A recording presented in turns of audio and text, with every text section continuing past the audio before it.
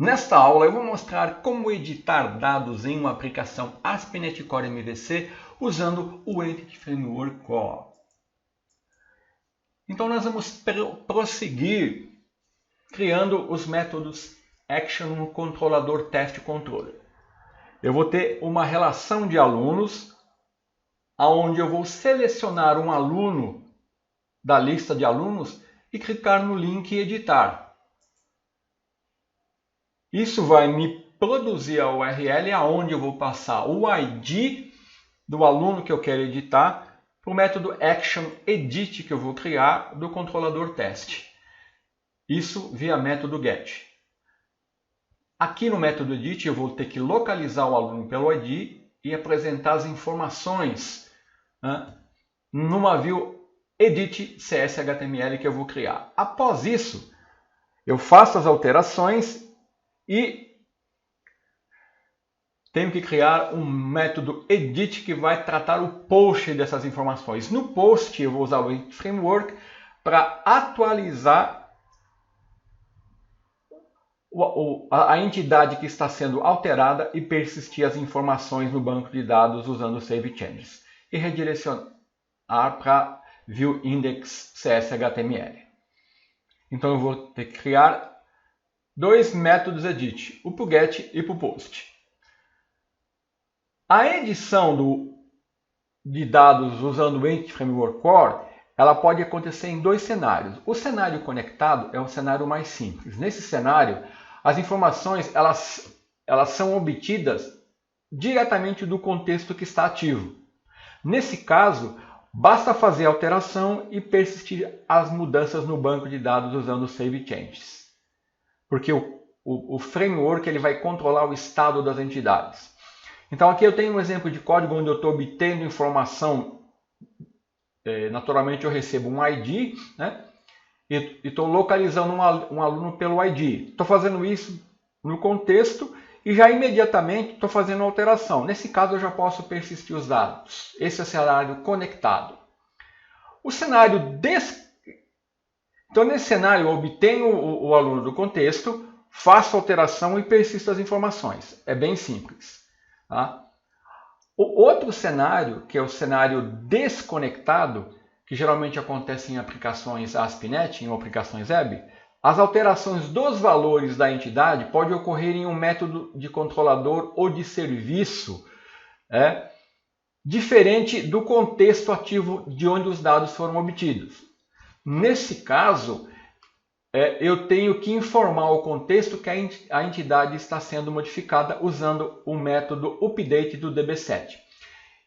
Então, no meu caso, vai ser este caso. Eu vou ter um método edit, onde eu vou obter o aluno e vou passar essa entidade obtida para outro método edit, que vai receber a entidade. Aí eu tenho que dar o método update da entidade para informar o contexto, update do DB7, para informar o contexto que eu estou modificando essa entidade e depois eu persisto as informações. Então, na nossa aplicação, eu vou criar um método ActionEdit para o get, passando o ID do aluno, e vou localizar e apresentar as informações do aluno no formulário para edição. Depois eu vou criar um método ActionEdit Post para informar os dados do novo aluno e enviar o post com os dados ao servidor.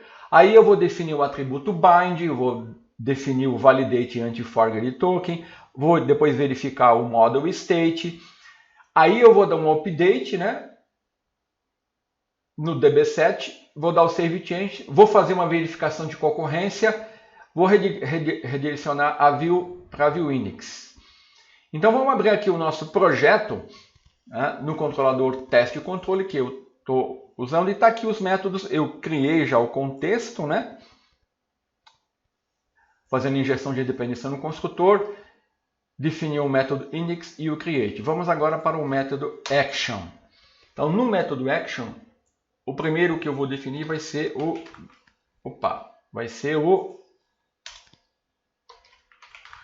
get. Então vai ser public e action result. Eu não estou fazendo aqui, eu não estou usando o recurso async, porque no controlador aqui, alunos controle, ele criou todos os métodos async. Então eu estou fazendo os métodos sem usar o recurso assíncrono para você ter as duas opções. Então agora a primeira coisa que eu vou fazer é definir para edição no get, né? Então vamos lá. Edit, eu tenho que passar o ID do aluno, certo?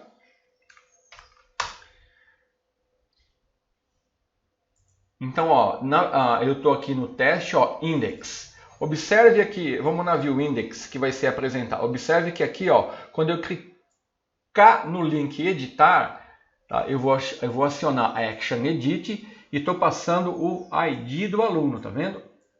Aquele link que vai aparecer, eu já defini qual a action que eu tenho que acionar e estou passando o ID do aluno. É por isso que aqui esse ID vai ser recebido aqui.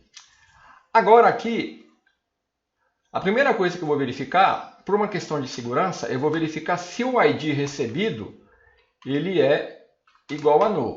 Nesse caso, o que eu vou fazer? Se eu estou passando um ID nulo, então eu vou usar um recurso de retornar uma action result que já existe aqui com status 404.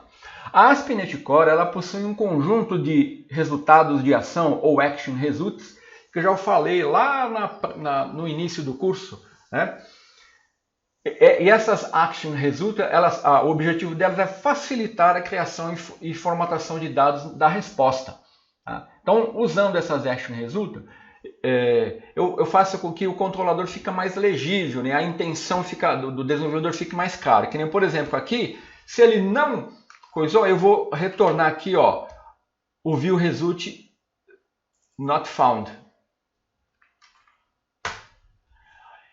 Isso aqui, o que ele vai fazer? Ele vai retornar o código de status 404 ao response, ou seja, página não encontrada. Né? Ele não encontrou, né, se o ID é nulo. Tá? Então, a primeira coisa. Então, se o ID for nulo, eu vou usar essa action result. Caso contrário, eu vou no meu contexto, obter as informações desse aluno. Então, eu tenho que ir lá no meu dbset, né? Aí eu vou usar o link single or default, né? Esse single or default ele vai retornar somente o elemento da sequência, tá? Que vai satisfazer essa condição. Então, vou colocar aluno. Eu quero retornar o aluno cujo ID seja igual a esse ID que foi passado. A diferença entre o método single e single or default é que o single or default ele vai se o elemento não existir, esse método lança uma exceção, tá? Muito bem, então aqui, ó, eu obtive o aluno. Fui lá, peguei as informações desse aluno, porque é esse aluno que eu quero alterar. Então eu vou verificar se ele está nulo, né? Eu tenho que ir no meu código, no meu controlador aqui, eu tenho que fazer um montão de verificação. Se for null, eu vou retornar not found novamente, que é a minha action result. Caso contrário, eu vou retornar para a view, né, que eu vou criar passando o aluno, os dados do aluno. Tá? Então esse é o método edit get. Então vamos criar a view. Vou dar um add view. Deixa eu dar um build aqui na minha solution, né? E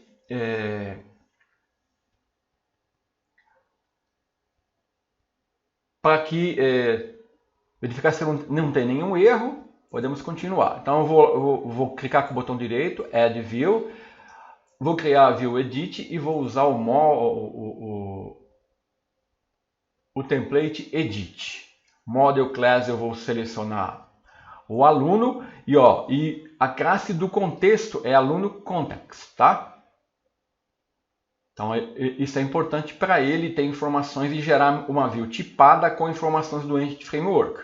Ele está usando o meu contexto, tá? Isso aqui é importante. Então vou dar um add, Estou usando o arquivo de layout padrão e ele vai criar a view aqui para mim, que vai apresentar os dados desse aluno que foi selecionado, tá? Olha aqui, ó. Ele usou a diretiva model para tipar a view e aqui ele já usou o validation, né? Ele pode notar que para cada campo ele usa lá o form group, que é um recurso do Bootstrap. Usa a validação para cada uma das propriedades, né? Lembrando que lá no minha classe aluno eu usei um data annotation bem simples, tá? Eu não cheguei a definir aqui as mensagens. Então ele está usando aqui e vai usar as mensagens de erro baseado nesse data annotations. Então vamos lá na View Edit. Só vou alterar o texto aqui traduzindo. Retornar para a lista. Aqui eu vou colocar salvar. Esse aqui é um recurso do Bootstrap, né? Pode ver que em cada par de label input text ele está usando as tag helpers, né? E aqui ele usa um form group. Aqui eu vou colocar editar aluno e tá bom. Então eu vou executar só para a gente ver o resultado da view. Edit, até agora eu defini o método action edit get, que só vai apresentar as informações. Eu ainda não defini o save, né? Aqui, ó. Salvar, ele vai postar. Quando ele postar, o post vai tratar, tá? Então ele vai apresentar a minha relação de alunos, né? Por exemplo, aqui, ó, eu vou clicar no edit test, que foi o último que eu incluí. Se eu clicar em editar aqui, ó, eu vou subir aqui. Olha aqui no canto inferior esquerdo a URL test edit 6. Passou as informações, olha lá, ele já está exibindo ó, os dados que eu quero alterar. Aí eu faço as alterações e posto o formulário. Tá? Falta eu fazer o post. Se eu clicar aqui, não vai acontecer nada, tá vendo? Então vamos continuar. Vou parar a aplicação e vamos retornar para o nosso teste controle. Dessa vez definindo um método public e action result edit. Esse método ele vai receber o aluno e eu vou passar também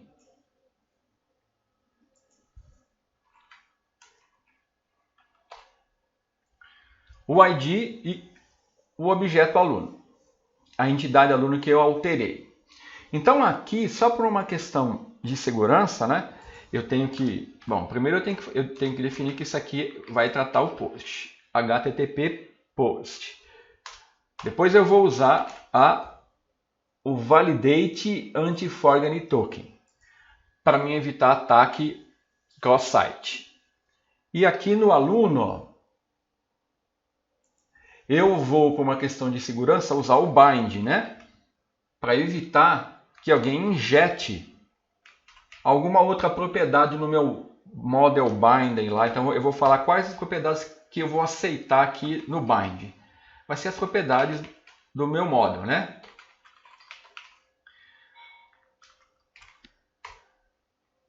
Pronto, então agora eu sempre tenho que tratar o meu post com relação a esses aspectos de segurança, né?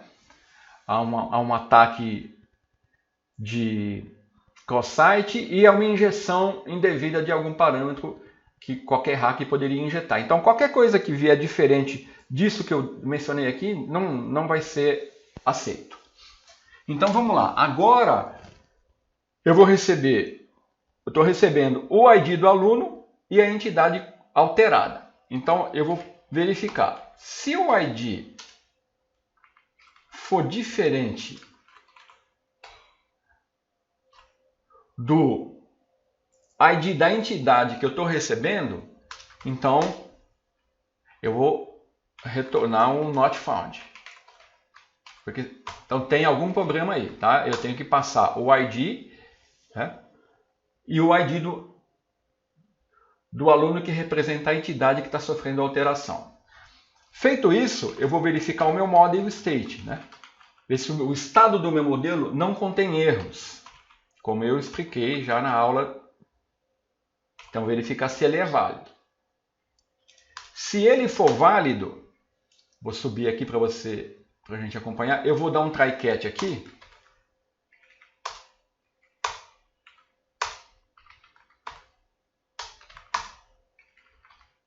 E aqui eu vou fazer o seguinte.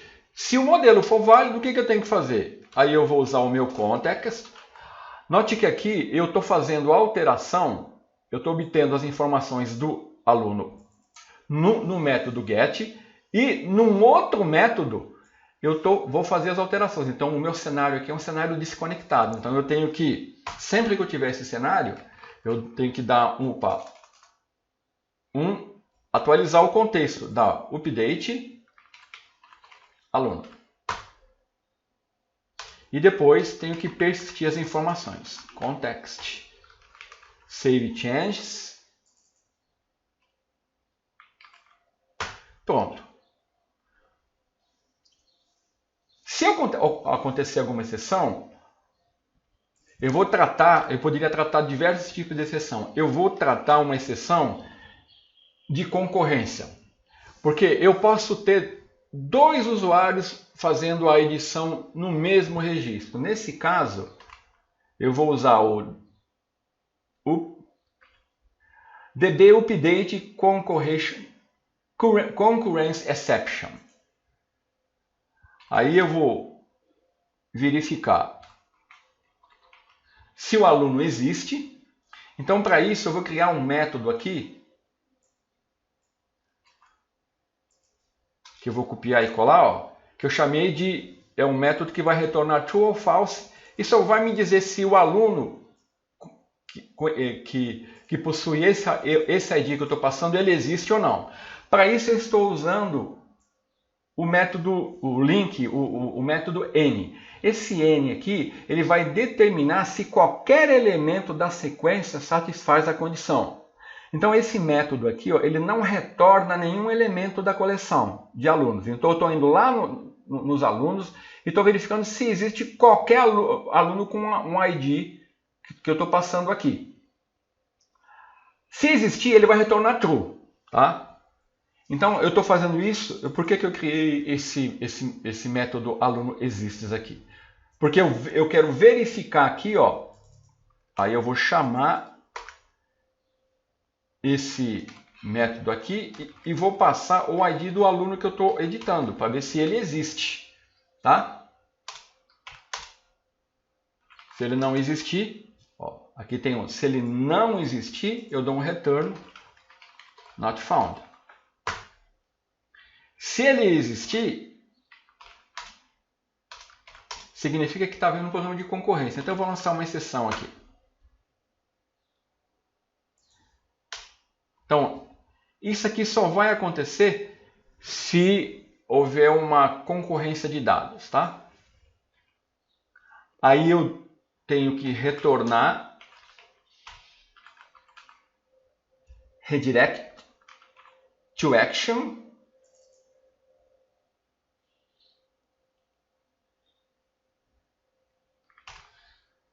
E aqui eu vou usar o name of index. Caso contrário, se o model state não for válido, eu tenho que retornar para a view e apresentar os erros do aluno. Então está aqui o método post. Então no método post, como todo método, eu sempre tenho que definir, informar que ele é post, porque ele só vai tratar post. Tenho que fazer a proteção do ataque cross-site.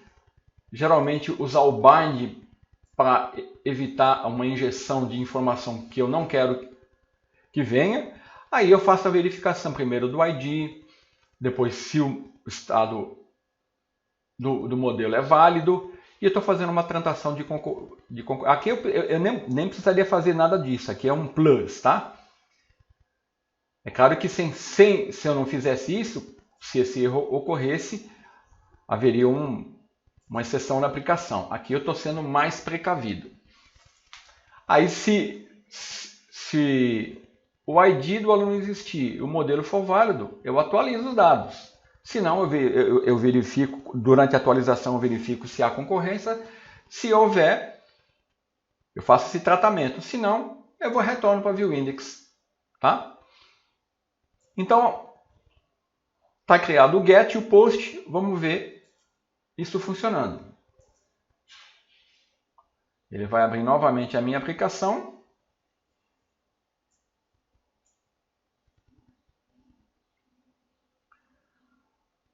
Vou fechar aqui. Então vamos selecionar o aluno teste. Vou editar aqui. Vou colocar teste da Silva e Lima. Alterei o nome. Vou clicar em salvar. Teste da Silva e Lima. As alterações foram feitas no banco de dados. Tá? Então era isso que eu queria mostrar. Na próxima aula nós vamos definir a action delete.